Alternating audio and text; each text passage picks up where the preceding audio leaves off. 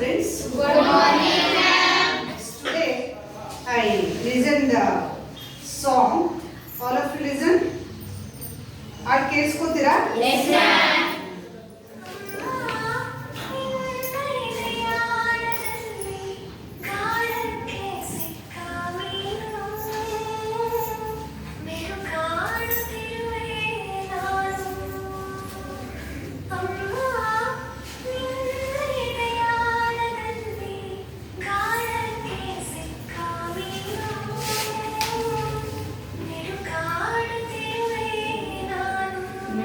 ಬರುತ್ತೆ ಅಂದ್ರೆ ಹೇಳ್ಬೋದು ಜೊತೆ.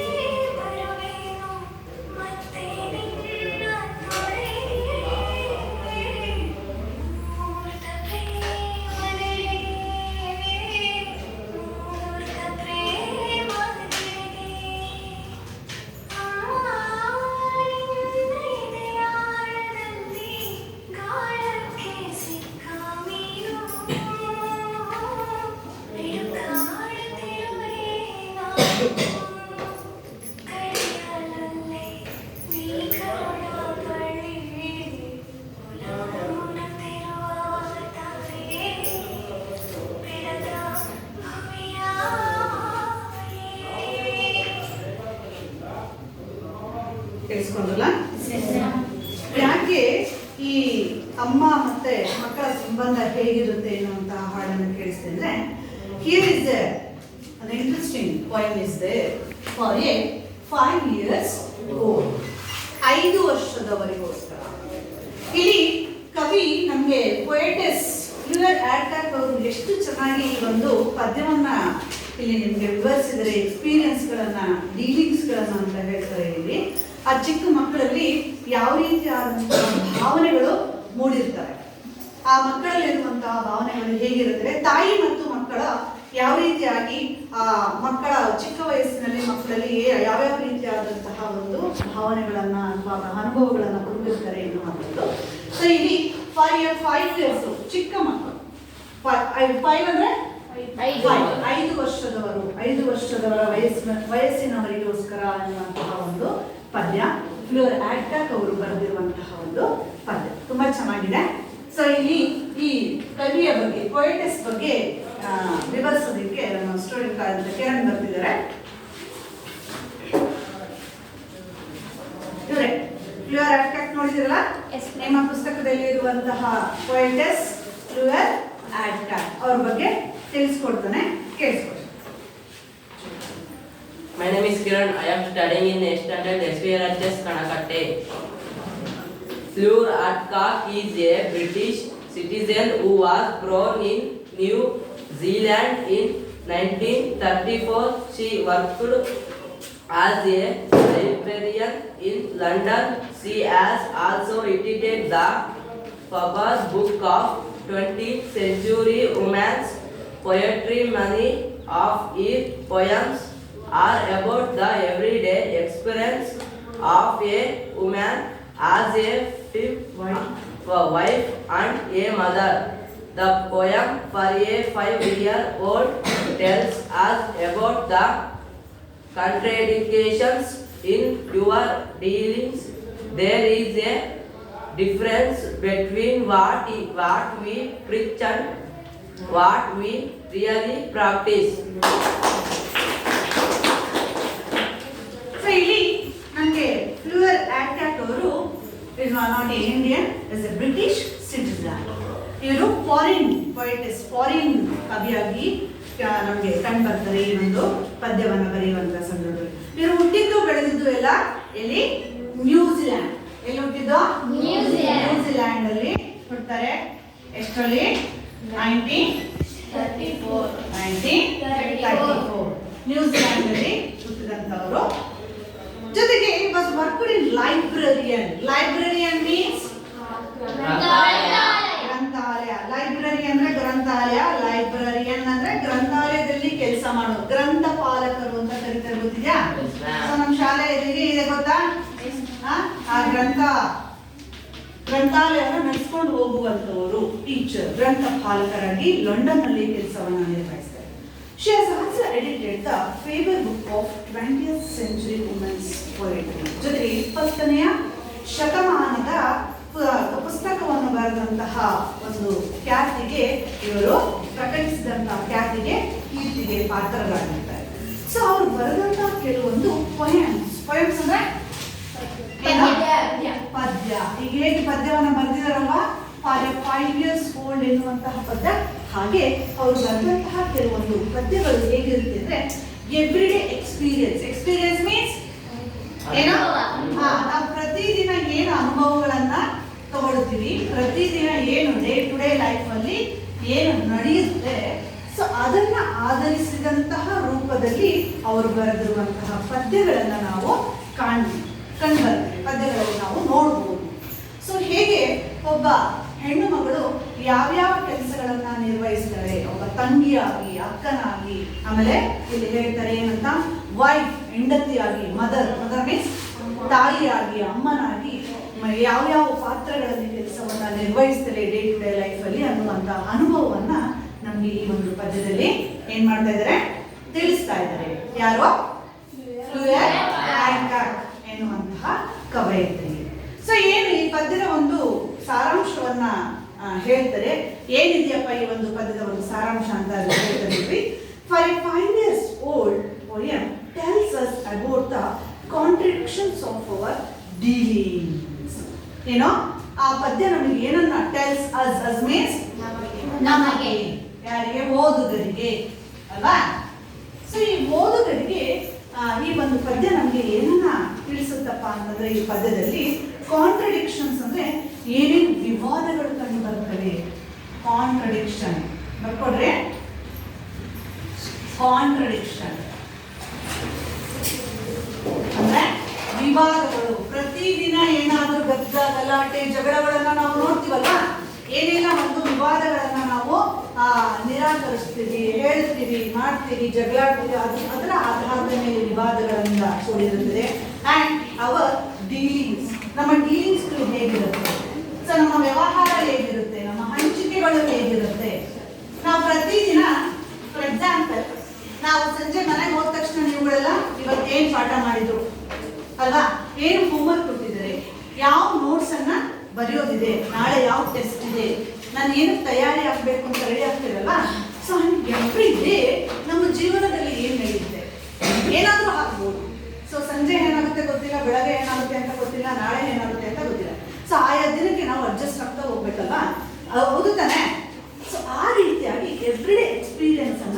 ನಾವು ಯಾವ ರೀತಿಯಾಗಿ ವಿವಾದಗಳ ಮೂಲಕ ಹೇಗೆ ಹಂಚಿಕೆ ಮಾಡ್ಕೊಂತೀವಿ.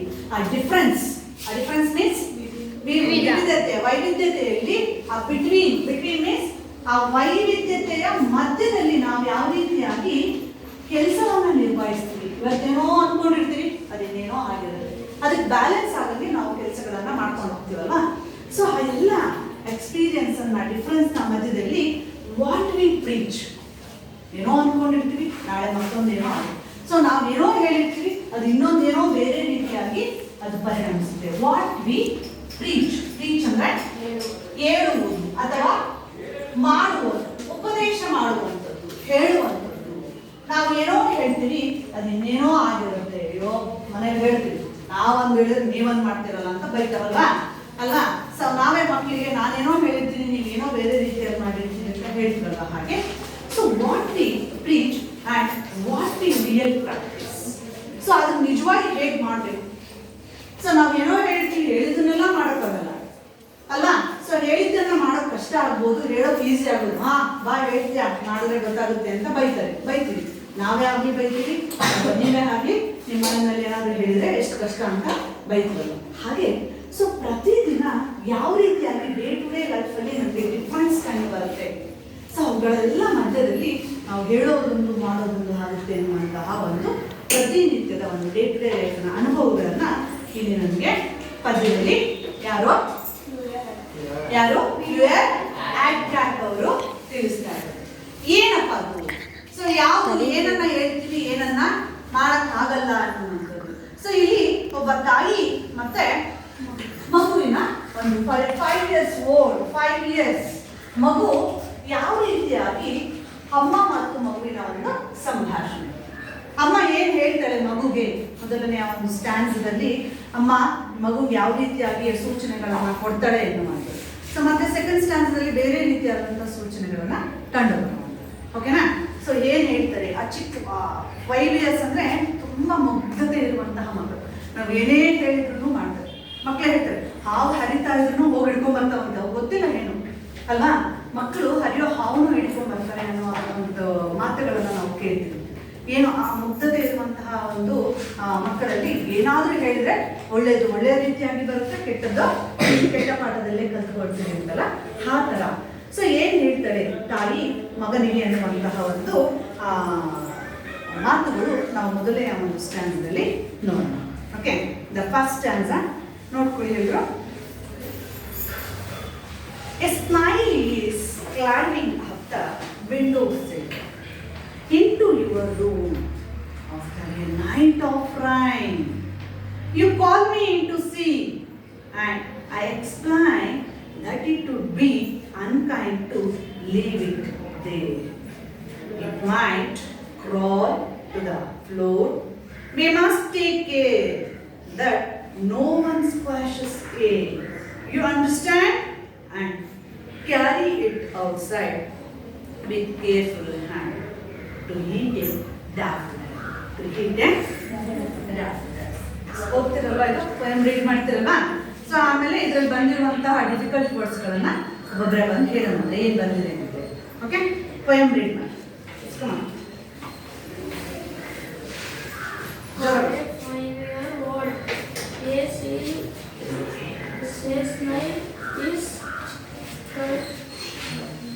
Climbing up the windowsill into your room after a night war by you call me into see, and especially I explain ಸಾಕುತ್ಕೋ ಪದ್ಮ ಅಲ್ಲಿಂದ that it would be unkind to leave it there. It may crawl to the floor. We must take care that no one catches it, you understand, and carry it outside with careful hand to eat a daffodil. That's Smile is climbing up the windowsill into your room after a night of rain. you called me in to see, and I explained that it could be understood unkind to leave the tree. There it meet floor to the floor. We must take care that no one squashes it. You understand and carry it outside with careful and to eat a daffodil. Yes, Niall is climbing up the windowsill into your room after a night of rain. You call me in to see, and I explained that it would be unkind to leave it there. Immediately crawl to the floor. We must take care that no one uses it. You understood, and carry it outside with careful hand to it on daffodil. Yes, night is climbing up the windowsill into your room after a night of rain. You called me in to see, and I explained that it would be unkind to leave it there. It might crawl to the floor. We must take care that no one squashes it. You understand, and carry it outside with careful hand to eat a daffodil. ಇದರಲ್ಲಿ ಈ ಒಂದು stanza ಅಲ್ಲಿ the some difficult words is there. So ಈ difficult words ಗಳನ್ನ ಬಂದು ಹೇಳಿ. First climbing ಹೇಳಿ ಮಾಡಿ.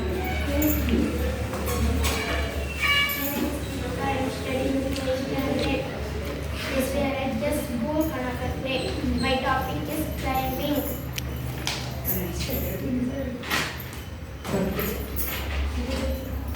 ಏನೋ ಕ್ಲೈಂಬಿಂಗ್ ಏನ್ spelling? Climbing. CLIMBING. Climbing means ಹತ್ತುವುದು. ಮೇಲ್ಗಡೆ ಬರುವಂಥದ್ದು. ಕ್ಲೈಂಬ್ ಮಾಡ್ತಾ ಇದೆ, ಹತ್ತಾ ಇದೆ ಅನ್ನೋದು. Next is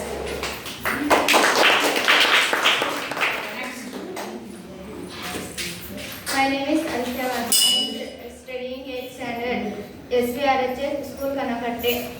My topic my word is squashes. ಬರೀ ಹಂಗೆ ಬಂದು ತೋರಿಸ್ಬಿಟ್ಟು ಬರೀ. ಏನು introduction. SQ. Squashes. In that? Squashes. Squashes means ಏನೋ ಜಜ್ಜುವುದು. ಪಚ್ಚಿ ಆಗೋದು. ಹಂಗೆ ಅದಕ್ಕೆ ತೊಳೆದ್ಬಿಟ್ಟೆಲ್ಲ ಕಚ್ಚಿ ಪಿಚ್ಚಿ ಆಗುತ್ತಲ್ಲ ಆ ಥರ ಜಜ್ಕೊಂಡು ಹೋಗುದು ಅಂತ ಹೇಳ್ತೀವಿ. ಜಜ್ಜುವುದು. ನೆಕ್ಸ್ಟ್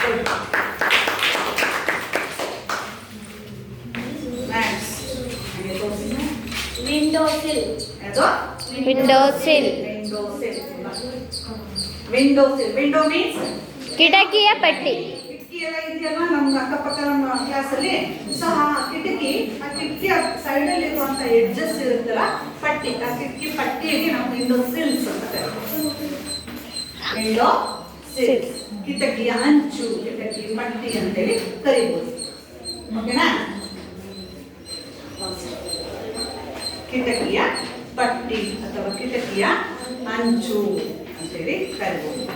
ನೆಕ್ಸ್ಟ್ ಗುಡ್ ಕ್ಲಾಪ್ ಮಾಡಿ. Crawl. What is that? Crawl means ತೆವಳುವುದು. ಅಂಬೆಗಾಲು ಇಟ್ಕೊಂಡು ಹೋಗುವುದು ಅಥವಾ ತೆವಳುವುದು. ನೆಲದ ಮೇಲೆ ಹಾಗೆ ಹೋಗುವಂಥದ್ದು, ಮೇಲೆ ಹತ್ತಕ್ಕಾಗದೆ.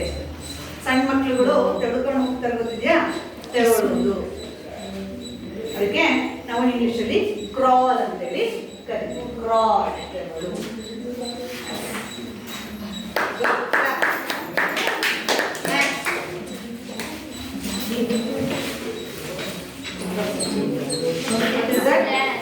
ಯಾವುದು? ಎಕ್ಸ್ಪ್ಲೈನ್ ಎಕ್ಸ್ಪ್ಲೈನ್ ಮೀನ್ಸ್ ವಿವರಿಸು. ಹೇಳುವಂಥದ್ದು. ಯಾವುದಾದ್ರೂ ಒಂದು ವಿಷಯದ ಬಗ್ಗೆ ನಾವು ವಿವರಣೆಯನ್ನ ಕೊಡುವಂಥದ್ದು, ಎಕ್ಸ್ಪ್ಲೈನ್ ಮಾಡುವಂಥದ್ದು. ಎಕ್ಸ್ಪ್ಲೈನ್ ವಿವರಿಸು, ಎಕ್ಸ್ಪ್ಲೈನ್ ವಿವರಿಸು.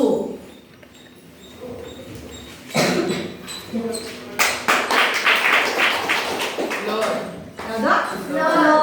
ಫ್ಲೋ.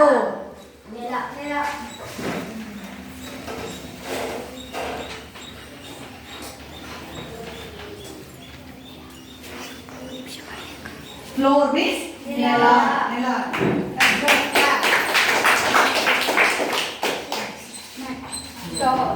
Daffodils. ಯಾವುದು? Daffodils. Daffodils means ಒಂದು ಹಳದಿಯ ಹೂ ಬಿಡುವಂತಹ ಒಂದು ಸಸ್ಯ, ಗಿಡ. That is the daffodils. ನೋಡಿ ಎಷ್ಟು ಚೆನ್ನಾಗಿದೆ, ಚೆನ್ನಾಗಿದೆ ಅಲ್ವಾ? Yes, ಇದನ್ನ ನಾವು daffodils ಅಂತ ಕರಿತೀವಿ. ಹಳದಿಯ ಒಂದು ಹೂ ಬಿಡುವಂತ, ಸುಂದರವಾದ ಹೂ ಬಿಡುವಂತ ಒಂದು ಗಿಡ daffodils. ಇದನ್ನ ಈ ಪೊಯಮಲ್ಲಿ ಬರುವಂತ ಸ್ನೈಲ್ ಅದು ತಿನ್ನುವಂತಹ ಒಂದು ಗಿಡ, ಆ ಒಂದು ಎಲೆಯನ್ನು ತಿಂದು ಬದುಕುವಂಥದ್ದು. Okay, that is the daffodils. ನಾವು ಮನೆಗಳಲ್ಲಿ ಇದನ್ನ ಹಾಕ್ತಿರ್ತೀವಿ, ಪೂಜೆಗೆಲ್ಲ ಹಾಕ್ತಿವಿ, ನೋಡ್ತೀರಲ್ಲ. So that is the daffodils. Next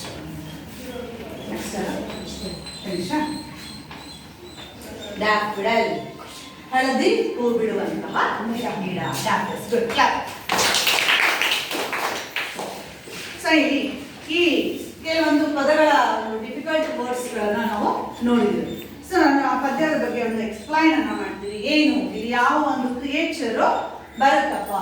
so ಇಲ್ಲಿ ತಾಯಿ ತನ್ನ ಮಗನಿಗೆ ಯಾವ ಒಂದು ವಿಷಯದ ಬಗ್ಗೆ ಅವರು ಹೇಳ್ತಾ ಇದ್ದಾರೆ ಏನು ಮಾಡ್ತಾರೆ ಅಲ್ವಾ? A snail is climbing up the windowsill. What is the snail means? ಬಸವನ ಹುಳು. ನೋಡಿದ್ದೀರಾ ಎಲ್ಲ? Yes, ma'am. ಎಲ್ಲ ನಿಮ್ಮ ತೋಟದಲ್ಲಿ ಮನೆ ಹತ್ರ ಇದು ಇರುತ್ತಾ? Yes, ma'am. ನೋಡಿದ್ವಲ್ವಾ? ವೆರೈಟಿ ಇರುವಂತಹ ಬಸವನ ಹುಳು. ಆ ಬಸವನ ಹುಳು ನೋಡಿ, ಇಲ್ಲಿ ಚಿತ್ರ ಇದೆ. ಬೇಕಾದಷ್ಟು ಬಸವನ ಹುಳುಗಳು, ಶಂಖದ ಹುಳು ಅಂತಾನು ಕರಿತೀವಿ ನಾವು. ಇದಕ್ಕೆ ಬಸವನ ಹುಳು ಅಂತ ಕರಿತೀವಿ. ನೋಡಿದಿರಲ್ಲ? Yes, ma'am. ವೆರೈಟಿ ಆಗಿ ಇರ್ಬೋದು. ನಾವು ನಮ್ಮ ಹೊಲ ತೋಟಗಳಲ್ಲಿ ಮಳೆ ಬಂದಾಗ ಮರುದಿನ ಕಾಣಿಸ್ಕೊಳ್ತೇವೆ. ಅರ್ಥ ಆಯ್ತಾ? ಭೂಮಿಲಿ ಹಾಗೆ ಇರುತ್ತೆ. ಶೀತ ಆಗ್ತಂತ ಸಂದರ್ಭದಲ್ಲಿ ಹೊರಗೆ ಬಂದ್ಬಿಟ್ಟು ಆ ಕಡೆ ಈ ಕಡೆ ರೋಡ್ಗಳ ಮಧ್ಯದಲ್ಲೆಲ್ಲ ಓಡಾಡ್ತಿರ್ತಾರೆ. ನೋಡಿದ್ರಾ? ತೋಟಗಳಲ್ಲಿ ತುಂಬಾ ಮಳೆ ಆದ್ರೆ ಹುಳ ಜಾಸ್ತಿ ಹಾಕ್ಬಿಟ್ಟು ರೋಗ ಬರುವಂತ ಒಂದು ಚಾನ್ಸಸ್ ಇರುತ್ತೆ. ಅಡಿಕೆ ಗಿಡಗಳಿಗೆ ಜಾಸ್ತಿ ಬೀಳ್ತವೆ. ಶಂಕನ ಹುಳು, ಬಸವನ ಹುಳು ಅಂತೇಳಿ ನಾವು ಇದನ್ನ ಕರಿತೀವಿ. ಮೆತ್ತಗಿರುತ್ತೆ, ಅದು ನಿಮಗೆ ಗೊತ್ತೇ ಆಗಲ್ಲ ಅದು ಹುಳು ಇದೆ ಅಂತೇಳಿ. ಹಾಗೆ ನೆಲದಲ್ಲೇ ಹೋಗ್ತಾ ಇರುತ್ತೆ ಅಲ್ವಾ? ಸೊ ಶಂಕನ ಹುಳು, ಬಸವನ ಹುಳು ಅಂತೇಳಿ ಕರಿತೀವಿ. That is the snake. A snail is climbing up windowsill. Windowsill, what is the meaning of windowsill? ಕಿಟಕಿಯ ಹಂಚು. ಅಮ್ಮ ಹೇಳ್ತಾ ಇದ್ದಾರೆ ಯಾರಿಗೆ? ತನ್ನ ಮಗನಿಗೆ ಹೇಳ್ತಾ ಇದ್ದಾರೆ. ಹೇ, ಆ ಸ್ನೈಲ್ ಬರ್ತಾ ಇದೆ. ಸ್ನೈಲು ಕ್ಲೈಂಬಿಂಗ್ ಮಾಡ್ಕೊಂಡು ಹತ್ಕೊಂಡು ಎಲ್ಲಿಗೆ ಬರ್ತಾ ಇದೆ? ಎಲ್ಲಿಂದ? ಆ ವಿಂಡೋಸಿಲ್, ಕಿಟಕಿ ಪಟ್ಟಿ ಇರುತ್ತಲ್ಲ ಕಿಟಕಿ ಹತ್ರ, ಆ ಕಿಟಕಿ ಹತ್ರ ಹತ್ಕೊಂಡು ಬರ್ತಾ ಇದೆ ಆ ಸ್ನೈಲು. Into your room. ಎಲ್ಲಿ ಬರ್ತಿದೆ? ನಿನ್ನ ಕೋಣೆ. ರೂಮ್ ಇದೆಯಲ್ಲ ನೀನು, ನಿನ್ನ ರೂಮ್ ಹತ್ರ ಕಿಟಕಿ ಇದೆ ನೋಡಿ, ಆ ಕಿಟಕಿ ಹತ್ರ ಹತ್ತು ಬರ್ತಾ ಇದೆ. After A knight of rain. Rain means ಮಳೆ. ಸೊ ಯಾವಾಗ ಬರೋದು ಅಂತ ಹೇಳಿದೆ? ಯಾವಾಗ ಮಳೆ ಬಂದಿರುತ್ತಲ್ಲ ರಾತ್ರಿ, ಸಂಜೆ ಆ ಟೈಮಲ್ಲಿ ಬಂದ್ರೆ ಬೆಳಗ್ಗೆ ಕಾಣಿಸ್ಕೊಳ್ತವೆ. ಬೆಳಗ್ಗೆ ಎಲ್ಲ ಸುದ್ರೆ ರಾತ್ರಿ ಮರುದಿನ ಹಿಂಗೆ ಕಾಣಿಸ್ಕೊಳ್ತಾ ಇರ್ತವೆ. ಸೊ ರಾತ್ರಿ ಎಲ್ಲ ಮಳೆ ಬಂತರ ನೋಡೋದು ಬಸವನ ಹುಳು ಕಿಟಕಿ ಹತ್ರ ಹತ್ತಿ ಬರ್ತಾ ಇದೆ ನಿನ್ನ ರೂಮ್ ಹತ್ರ.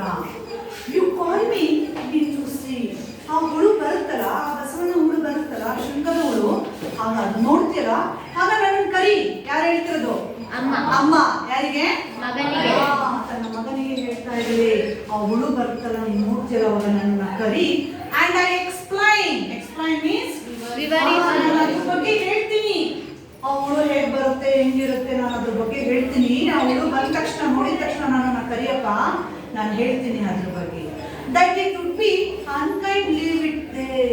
ನಾವೆಲ್ಲಾದ್ರೂ ಅದನ್ನ ನೋಡ್ದಂಗೆ ಲೀವ್ ದೇರ್ ಮೀನ್ಸ್ ಅಲ್ಲಿ ಅಲ್ಲೇ ಆ ಹುಳುನ ನಾವು ಅದ್ರ ಕಡೆ ಕರುಣೆ ತೋರಿಸಿಲ್ಲ. Kind unkind.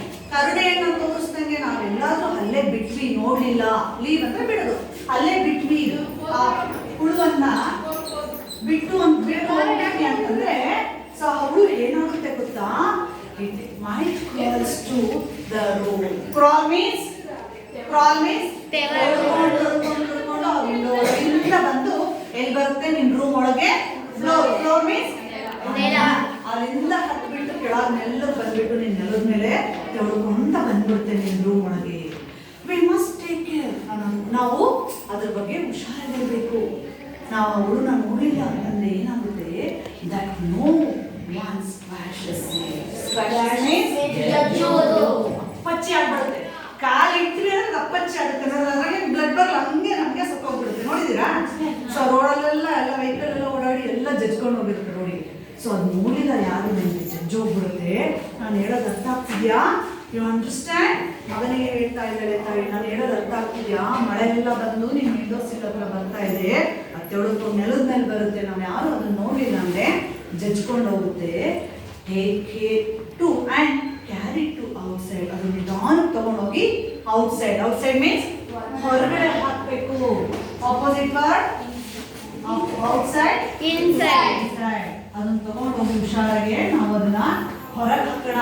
ಕರಿ ನೀನು ಅದು ಬಂದಾಗ ನಾನು ಅದ್ರ ಬಗ್ಗೆ ಹೇಳ್ತೀನಿ. ಹುಷಾರಾಗಿ ಹೊರಗೆ ಹಾಕೋಣ ವಿತ್ ಕೇರ್ಫುಲ್ ಹ್ಯಾಂಡ್. ಕೇರ್ಫುಲ್ ಅಂದ್ರೆ ಹುಷಾರಾಗಿ, ಸಾಫ್ಟ್ ಆಗಿ, ತುಂಬಾ ಅದ್ರ ಬಗ್ಗೆ ಕೇರ್ ತಗೊಂಡು ಹುಷಾರು ನಾವು ನಮ್ಮ ಕೈಯಿಂದ ತಗೊಂಡೋಗಿ ಹೊರಗಡೆ ಹಾಕೋಣ. Eat the tablets. ಏನ್ ತಿನ್ನೋ? ಈಟ್ ಅಂದ್ರೆ ಆ ಹುಡುಗಿ ಏನ್ ತಿನ್ನೋದಕ್ಕೆ ಬಿಡೋಣ? ಈಟ್ ಅಂದ್ರೆ ತಿನ್ನೋದು. ಆ ಡ್ಯಾಫಿಡಲ್ಸ್ ನಿಮಗೆ ಹೇಳಿದಲ್ಲ, ಈ ಡ್ಯಾಫಿಡಲ್ಸ್ ಹಳದಿ ಹೂ ಬಿಡುವಂತ ಗಿಡ, ಆ ಗಿಡದ ಮೇಲೆ ನಾವು ತಗೊಂಡೋಗಿ ಆ ಹುಡುಗನ್ನ ಬಿಟ್ಬಿಡೋಣ. ಇನ್ನು ಆ ಹುಡುಗ ಬಂದ ತಕ್ಷಣ ನನ್ನನ್ನ ಕರಿಯಪ್ಪ, ಆ ರೂಮ್ ಹತ್ರ ಕಾಣಿಸ್ಕೊಂಡ ತಕ್ಷಣ ನನ್ನನ್ನ ಕರಿ ಅಂತೇಳಿ ತಾಯಿ ತನ್ನ ಮಗನಿಗೆ ಹೇಳ್ತಾ ಇದ್ದಾಳೆ. ರಾತ್ರಿ ಎಲ್ಲ ಮಳೆ ಸುರಿದಿದ್ರಿಂದ ಆ ಹುಳು ಇನ್ನು ರೂಮ್ ಹತ್ರ ಬರುತ್ತೆ. ವಿಂಡೋಸ್ ಇಲ್ಲಿಂದ ಹಚ್ಕೊಂಡ್ಬಿಟ್ಟು to crawl on your room to the floor. ನೆಲದ ಮೇಲೆ ಬರುತ್ತೆ.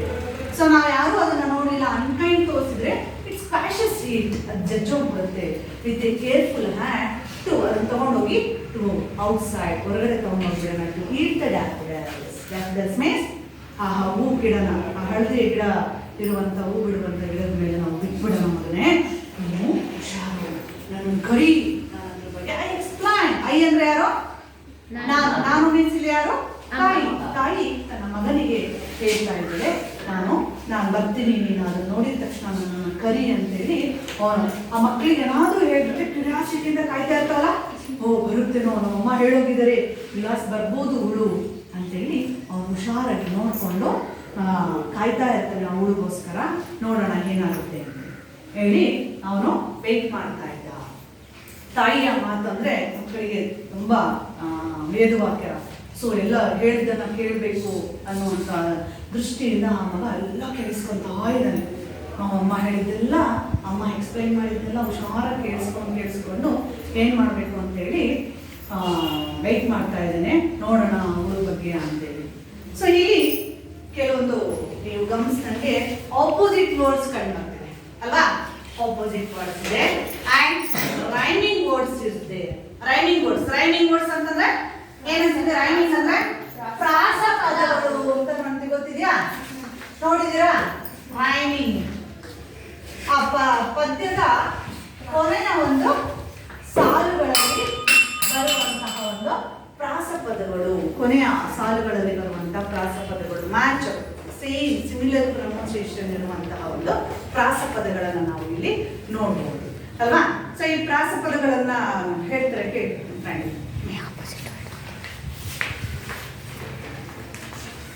My name is Chaitra. I am studying in 8th standard. Opposite words: up, down, day, night, often, before, kind, unkind, careful, careless, understand, misunderstand, outside, inside, now, then, up, down, day, night, often, before, kind, unkind, careful, careless, understand, misunderstand, outside, inside, now, then. ಅವ್ರು ಹೇಳಿದ್ದು opposite word. Okay? So rhyming words is there. ಇದರಲ್ಲಿ rhyming words ಕಾಣಿಸ್ತಿದಾವಲ್ವಾ? So ಆ rhyming words ಅನ್ನು ಸಹ ನೋಡಿ ಹೇಳ್ತಾರೆ. ಬನ್ನಿ. My name is Amula. I am a student at SVRHS School, Kanakatte. Windowsill, daffodil, rain, expect, dare, care, understand, and provides, nice, words, bus, another, mother. Windowsill, Windowsill. daffodil, Daffodil. rain, Rain. explain, Explain. dare, Dare. care, Care. understand, Understand. and provides, Provides. nice, Nice. words, Words. bus, Birds. another, Another. mother. Mother. ಪ್ರಾಸ ಪದಗಳು ಅಂದ್ರೆ ಪದ್ಯದ ಕೊನೆಯ ಸಾಲುಗಳಲ್ಲಿ ಬರುವಂತಹ ಪದಗಳು. ಓಕೆನಾ? So ಇಲ್ಲಿ ಈ ಒಂದು ಸ್ಟ್ಯಾನ್ಸಾದಲ್ಲಿ ನನಗೆ ಎಷ್ಟು ಅಪೋಸಿಟ್ ವರ್ಡ್ ಕಾಣಿಸ್ತಿದೆ, ಆಮೇಲೆ ಈ ರೈಮಿಂಗ್ ವರ್ಡ್ಸ್ ಗಳನ್ನ ನಾವು ನೋಡ್ತಾ ಇದೀವಿ. ಸೊ ಇಲ್ಲಿ ಯಾರು ಸ್ಪೀಕರ್ ಅಂತ ನಿಮಗೆ ಕಂಡು ಬರ್ತಿದ್ದಾರೆ ಕವಿಯ ಪ್ರಕಾರ? ಯಾರು ಯಾರು ಇಲ್ಲಿ ಯಾರು ಹೇಳ್ತಾ ಇದ್ದಾರೆ? ಮದರ್. ಯಾರು? ಹೂ ಇಸ್ ದ ಸ್ಪೀಕರ್ ಅಂತ ಕೇಳಿದ್ರೆ ಯಾರು? ಮದರ್. ಮದರ್ ಹೇಳ್ತಾ ಇದ್ದಾರೆ. ಸೊ ಯಾರಿಗೆ ಹೇಳ್ತಾ ಇದ್ದಾರೆ? ಚೈಲ್ಡ್. ತನ್ನ ಮಗುವಿಗೆ, ತನ್ನ ಮಗನಿಗೆ ಹೇಳ್ತಾ ಇದ್ದಾರೆ ಅಲ್ವಾ? ಸೊ ಈ ಒಂದು ಸ್ಟ್ಯಾನ್ಸಸ್ ಅಲ್ಲಿ ಕೆಲವೊಂದು ಕ್ವಶನ್ಸ್ ಗಳನ್ನ ನಾವು ನೋಡ್ಬೋದು. ಈ ಒಂದು ಪದ್ಯದ ಒಂದು ಆಧಾರದ ಮೇಲೆ ಕೆಲವು ಕ್ವಶನ್ಸ್ ಗಳನ್ನ ನಾವು ಕಂಡು ಬರ್ತವೆ. ಸೊ ಆ ಕೆಲವು ಕ್ವಶನ್ಸ್ ಗಳನ್ನ ನೀವು ಕಂಡು ಹೇಳ್ತೇನೆ, ಆನ್ಸರ್ ಮಾಡಿ.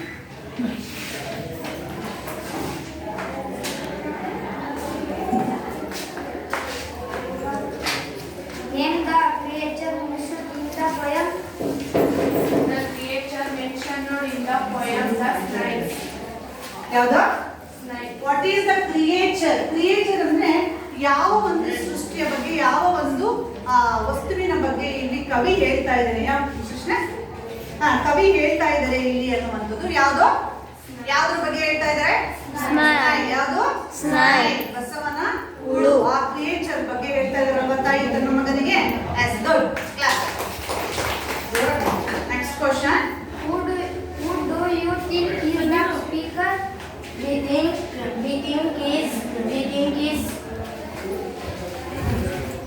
his mother is the speaker. One speaker in the poem. ಯಾರು ಯಾರು ಹೇಳ್ತಾ ಇದ್ರು? ಯಾರು ಹೇಳ್ತಾ ಇದ್ದಾರೆ ಈ ಪದ್ಯದಲ್ಲಿ? ಕವಿ ಯಾರ ಹತ್ರ ಮಾತಾಡಿಸ್ತಾರೆ? ಹೂ ಇಸ್ ದ ಸ್ಪೀಕರ್? ಯಾರು ಸ್ಪೀಕರ್ ಆಗಿ ನಮ್ಗೆ ಕಂಡು ಬರ್ತಾ ಇದ್ದಾರೆ ಈ ಪದ್ಯದಲ್ಲಿ? ಮದರ್. ಯಾರು? ತಾಯಿ. Mother. Good. Next. Who is the speaker addressing? Speaker addressing. Who is the speaker? ಯಾರಿಗೆ ಅಡ್ರೆಸ್ ಮಾಡಿ ಆ ತಾಯಿ ಮಾತಾಡ್ತಿದ್ದಾರೆ? ಯಾರನ್ನ ಅಡ್ರೆಸ್ ಮಾಡಿ ಮಾತಾಡ್ತಿದ್ದಾರೆ? ಒಂದಿಬ್ರು ಹೇಳಿ. ಹೇಳಿ. The speaker is addressing in the for a 5-year-old For a 5-year-old child or for a 5-year-old boy. Clap. ಯಾರನ್ನ ಅಡ್ರೆಸ್ ಮಾಡಿ ಕೇಳ್ತಾ ಇದ್ರು? ತನ್ನ 5 ವರ್ಷದ ಮಗನನ್ನ ಅಡ್ರೆಸ್ ಮಾಡಿ ತಾಯಿ ಕೇಳ್ತಾ ಇದ್ದಾರೆ. ಇಲ್ಲಿ ಯಾವುದು ಕ್ರಿಯೇಚರ್ ಕಂಡು ಬರುತ್ತೆ ಈ ಪದ್ಯದಲ್ಲಿ? Snake. Who is the speaker? Mother is the speaker. ಯಾರನ್ನ ಅಡ್ರೆಸ್ ಮಾಡಿ ಹೇಳ್ತಾ ಇದ್ದಾರೆ mother? Who is the addressing to mother? Son. 5 years old son. Next ಸ್ಟ್ಯಾನ್ಸದಲ್ಲಿ ಹೇಗಿದೆ? ನೆಕ್ಸ್ಟ್ ಸ್ಟ್ಯಾನ್ಸದಲ್ಲಿ ಏನ್ ಹೇಳ್ತಾರೆ ಇಲ್ಲಿ ಕವಿ? ತಾಯಿ ತನ್ನ ಮಗನಿಗೆ ಏನನ್ನ ಹೇಳ್ತಾರೆ, ಯಾವುದ್ರ ಬಗ್ಗೆ ಮತ್ತೆ ಎಕ್ಸ್ಪ್ಲೈನ್ ಮಾಡ್ತಾರೆ ಅನ್ನೋದನ್ನ ನಾನು ನೆಕ್ಸ್ಟ್ ಕ್ಲಾಸಲ್ಲಿ ನೋಡ್ತೀನಿ. ನೀವು ಈ ಕ್ವಶನ್ಸ್ಗಳಿಗೆಲ್ಲ ಆನ್ಸರ್ ಮಾಡ್ಕೊಂಡು ನೆಕ್ಸ್ಟ್ ಇರುವಂತಹ ಒಂದು ಸ್ಟ್ಯಾನ್ಸ್ ಆಫ್ ಪೋಯಮ್ ಅನ್ನ ನೀವು ಓದ್ಕೊಂಡು ಬನ್ನಿ. ಓಕೆ?